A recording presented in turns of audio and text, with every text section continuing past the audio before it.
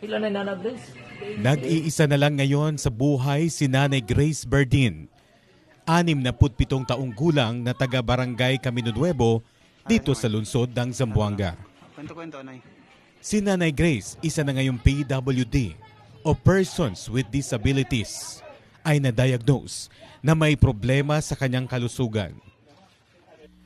Taong 2020, nakulong ang nag-iisang anak na binata ni Nanay Grace dahil nadamay ito sa aktibidad ng mga barkada.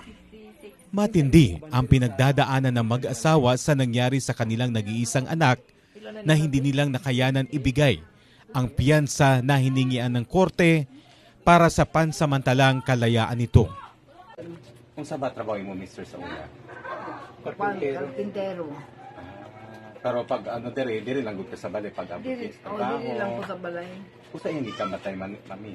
Pareho sa ako istok po, pero sa utok iya na. Isa si Nanay Grace at ang pamilya nito ang naging biktima sa sunog ng taong 2016. Ako magliyok lang sa balay. Kinsa ang guys support sa imo sa imong pagkaon. Totoo, Ikaw naging kamot ka magtrabaho. maningkamot ko. Oo. Para, Sa pamamagitan ng Brigadahan 1 Tahanan, nabisitahan ng Brigada Zamboanga Team si Nanay Grace. Dala-dala namin ang regalo para sa kanya.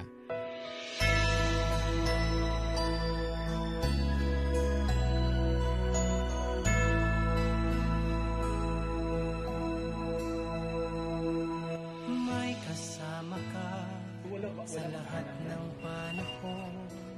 May nagmamalasakit saan man pumaroon. Kapit lang kapit pa, kahit na may pagsubok, mayroon ding pag-asa. Di ka natatalo sa unos ng buhay. Di ka sumusuko, may lakas kang taglay. Kumikislap ang tangan mong tala, ang pagmamahal sa puso mo'y dakila. Ang bukas ay ikaw, ang ilaw mo'y panglaw, kumikinaw. salamat. Salamat sa brigada. Tabangan ninyo kami. Matabangan pa mo.